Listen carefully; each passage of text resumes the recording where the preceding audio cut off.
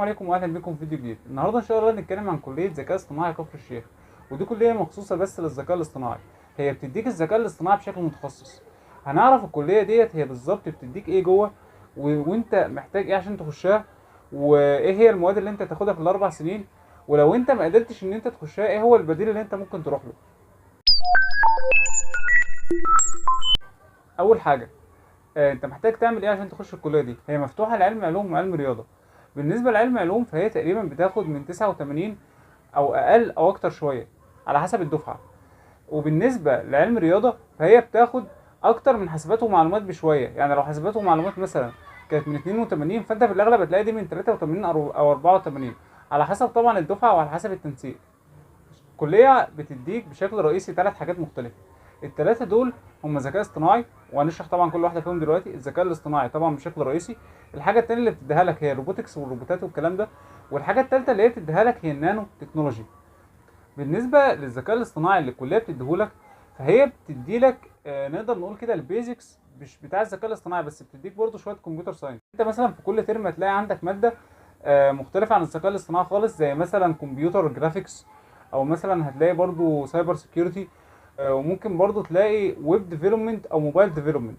هي الحاجات دي ملهاش علاقه قوي بمجال الذكاء الاصطناعي، بس الفكره ان هي هتعمقك اكتر وتفهمك اكتر مجال الكمبيوتر ساينس.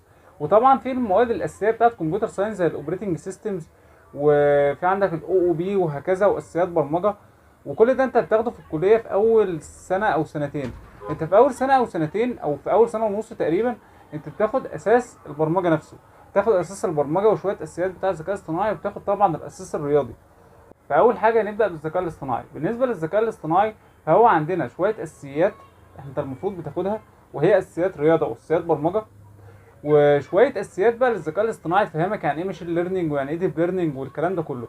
طبعا الكلام او الاساسيات دي بتبقى في اول كام سنه، بس الكلام ده هنجيله بعد كده في السنين بتاعه الدراسه.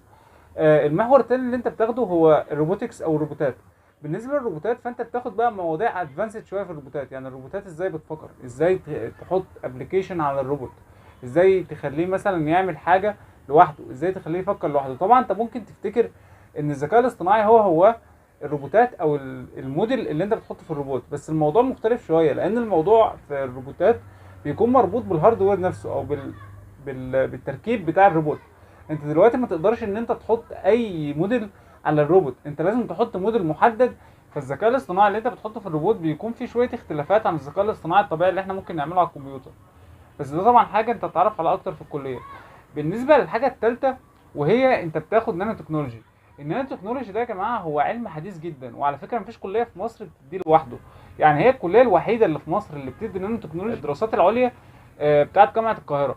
ودي اصلا انت مش تقدر ان انت تدرس فيها الا لما بعد ما تخلص البكالوريوس كماجستير يعني.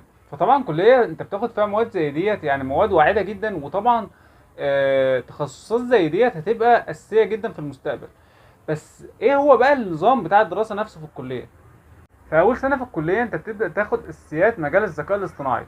طب ايه هي الاساسيات ديت؟ مبدئيا في حاجه اسمها اساس رياضي وفي اساس برمجي. الاساس الرياضي اللي انت بتاخده هم ثلاث مواد رياضه اساسيه. الماده الاولى هي جبر خطي، والماده الثانيه تفاضل وتكامل، والماده الثالثه هي probability and statistics او احصاء واحتمالات. انت الثلاث مواد دول اساسيين ولازم تاخدهم، مش هتقدر ان انت تكمل المجال من غيرهم. بعد كده هتبدا ان انت تاخد اساسيات برمجه. طب ايه هي اساسيات البرمجه؟ اساسيات البرمجه مثلا حاجه زي الفاندمنتالز اوف بروجرامنج، اللي هي بتعلمك انت ازاي تبرمج اصلا، وبتعلمك كل المبادئ الاساسيه بتاعه البرمجه. الحاجه الثانيه اللي انت بتاخدها ان انت بتاخد حاجه اسمها داتا ستراكشر والجوريزمز، وده تعرفك ازاي اللغه نفسها بتمشي وازاي تعمل خوارزميات وهكذا. وفي طبعا اساسيات تانية وكلام تاني، كل ده تتعرف عليه في الكليه، بس كلها عموما يعني اساسيات. فده بيبقى في اول سنه. تانية بتبدأ بقى تتعرف على المجالات التانية بتاعتك زي الروبوتات والنانو تكنولوجي. طبعا ده جنب ان انت بتكمل مواضيع ادفانسد شويه او مواضيع متطوره اكتر زي الماشين ليرنينج مثلا والكلام دوت. بتبدا تتعرف على الحاجات ديت، تبدا تاخد كمان مواضيع متفرقه كده في الكمبيوتر ساينس زي ما انا لسه قايلك من شويه. سنه ثالثه بقى انت بتبدا تتعمق في كل حاجه من دول، بتتعمق في النانو تكنولوجي، بتتعمق في الروبوتكس، بتتعمق في الذكاء الاصطناعي، وتاخد الديب ليرنينج بقى الخوارزميات بتاعته وهكذا. سنه رابعه بقى الموضوع كله بيبقى عباره عن ان انت بتاخد تطبيقات، تاخد تطبيقات للذكاء الاصطناعي. هو الذكاء الاصطناعي ده بقى احنا بنستعمله في ايه؟ بتاخد مثلا سيلف درايفنج كار اللي هي السيارات ذاتيه القياده، بتاخد المدن الذكيه. والمدن الذكيه ده هو تطبيق حلو جدا في الذكاء الاصطناعي، بتاخد الانترنت او انترنت الاشياء، حاجه برضو انت تعرفها، وبتاخد كمان دمج ما بين العلوم اللي انت بتاخدها. يعني انت مثلا هتاخد دمج ما بين النانو تكنولوجي والذكاء الاصطناعي. بالنسبه طبعا لفرص العمل اللي خارجين الكليه فهي كتيره جدا، ولكن بره مصر. خلينا بس نتكلم في النقطه دي دلوقتي شويه. يا جدعان، الشركات بتاعه الذكاء الاصطناعي اللي في مصر دلوقتي مش شركات كتيره قوي، او الشركات اللي بتستعمل اصلا ذكاء اصطناعي في مصر دلوقتي مش كتيره، ولكن الشركات اللي بتستعمل ذكاء اصطناعي عموما بره بقت كتيره جدا، وفي شركات بتفتح كل يوم في المجال ده. طبعا مجال زي دوت لسه جديد ولسه بيبدا. هو طبعا في شركات شغاله في الكلام ده من زمان، بس الشركات دي كلها موجوده بره، او اكتريه الشغل هتلاقيه موجود بره يعني. بس طبعا في شغل في مصر، بس مش بالكتر او بالكبر بتاع بره. ولكن في مجال بيحتاج الذكاء الاصطناعي وهو مطلوب جدا في مصر، هو مجال الداتا ساينس. طب ايه هو مجال الداتا ساينس ده؟ مجال الداتا ساينس ده بيكون عباره عن ان انت بتعمل داتا اناليسيس، ان انت بتعمل تحليل للداتا. بعد لما بتعمل تحليل للداتا بتقوم باني موديل بالذكاء الاصطناعي ياخد الداتا ديت ويبدا ان هو يتوقع لك على اساس التحليل اللي انت عملته ايه اللي هيحصل في المستقبل. وطبعا مجال زي ده مطلوب جدا في مصر النهارده، تقريبا هو اكتر مجال فيه فلوس في البرمجه كلها. طب فرضا ما ان انت ما قدرتش ان انت تخش الكليه ديت، ممكن ايه يكون بديل ليها؟ خدهم بالترتيب كده علشان في كليات كتير انت ممكن تعمل منها الموضوع دوت. اول حاجه طبعا هي حاسبات ومعلومات نفسها. انت لو دخلت الذكاء الاصطناعي ممكن تخش حاسبات ومعلومات. طب افرض برضه ما جبتش حاسبات ومعلومات، خش علوم قسم حاسب. والقسم ده عموما انا ناوي ان انا اعمل عنه فيديو في المستقبل، ولو تحبوا ان انتوا تشوفوا فيديو عن الموضوع دوت يا ريت تدونا رايكم. الحاجه الثالثه اللي انت ممكن تخشها هو قسم في كليه تجاره اسمه قسم البي اس، وده برضه بيدولك شويه برمجه وشويه حاجات زي كده. ولو ضاقت بيك السبل يعني ممكن تخش معهد حاسب آلي. بس انا شايف ان انت حتى لو ما دخلتش كليه حاسبات او كليه لها علاقه بعلوم الحاسب، انت هتقدر ان انت تتعلم الكلام ده كله لوحدك. ان شاء الله في المستقبل ممكن ابقى اعمل رود ماب لو انت تحب تتعلم المجال ده من اي تو زد لوحدك. ولكن عايز اقول لك على حاجه، لو انت دلوقتي دخلت كليه حتى لو مش كليه حاسبات ومعلومات وعايز بعد كده تاخد برمجه بشكل اكاديمي وتاخد شهاده فيه والكلام ده وتكون معتمده والحاجات دي، فانت ممكن ان انت تخش معهد الاي تي اي. ايه هو معهد الاي تي اي ده؟ معهد الاي تي اي دوت انت لازم تكون متخرج من كليه ايا كانت الكليه بقى، كليه علوم، كليه صيدله، كليه هندسه، كليه تجاره، ايا كان، كليه تربيه، ايا كانت.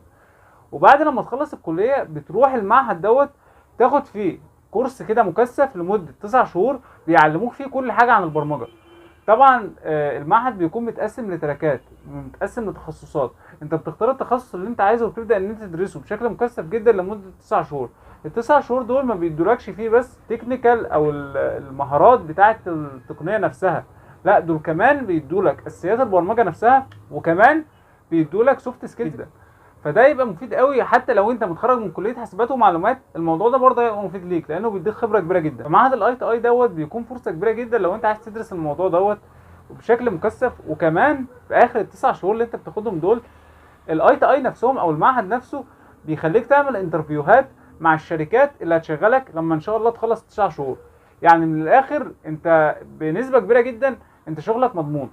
ولكن في نقطه، التراك او التخصص بتاع الذكاء الاصطناعي في معهد الاي تي اي انت محتاج ان انت تكون خريج كليه حاسبات ومعلومات او اي كليه لها علاقه بعلوم الحاسب عشان تدرس التخصص دوت في معهد الاي تي اي. بيقبلوا من كليه علوم قسم رياضه.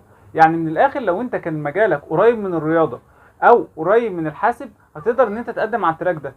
ولكن لو انت مش في التخصصات ديت انت تقدر ان انت تاخد تخصص قريب منه جدا وهو مجال الداتا ساينس. هيدوك برضو ماشين ليرنينج وشويه داتا ساينس، وكمان هيبقى ناقصك حته بسيطه بس اللي هو شويه حاجات ادفانسد في الماشين ليرنينج والديب ليرنينج عشان تبقى اي انجينير بشكل كامل. فانت ممكن تخش التراك بتاع الداتا ساينس لانه ما بيحتاجش ان انت تبقى متخصص في الحاسب. وبعد لما تخلصه تاخد لك مثلا كورس كمان من كورسيرا مثلا على سبيل المثال، وخلاص كده تبقى بقيت بشكل رسمي اي انجينير. واخر حاجه كنت عايز اقولها ان برضو في كليه علوم قسم رياضيات بيكون الى حد ما او تقدر ان انت تشتغل منه في البرمجه. هو انت طبعا لازم تاخد كورسات وتكون نفسك فيها، بس لو انت دخلت على اي وظيفه النهارده مثلا داتا ساينس او داتا اناليست او الكلام ده، هتلاقي ان هم من المتطلبات بتاعتهم ان ممكن يبقى الخريج اللي جاي عندهم يكون خريج حاجه زي رياضيات. وانا شايف ان عموما ان انت سواء دخلت كليه او ما دخلتش كليه وعايز تدرس برمجه لازم تدرسها بشكل سيلف ليرنينج. لان حتى لو انت دخلت كليه برمجه او كليه لها علاقه بالحاسب، هتضطر برضو ان انت تاخد كورسات لوحدك وتعتمد على نفسك في ان انت تاخد كورسات في التخصص بقى اللي انت عايزه. لان الكليه او اي كليه حاسبات بتدي لك الاساس وشويه معلومات كده عن كل تخصص بس، انما ما بتدخلكش بعمق في اي تخصص منهم. انما التخصص بقى اللي انت عايز تتعمق فيه فعلا ده هتضطر ان انت تتعمق فيه لوحدك، او ان انت مثلا بعد لما تخلص تاخد التراك بتاع الاي تي اي بحسب الحاجه اللي انت عايز تتخصص فيها. بس كده، دي كانت كل حاجه عن الفيديو. لو عجبكم الفيديو ما تنسوش تشتركوا في القناه وتعملوا لايك لو عجبكم الفيديو، او اي اقتراحات يا ريت تسيبوها في الكومنتس. سلام.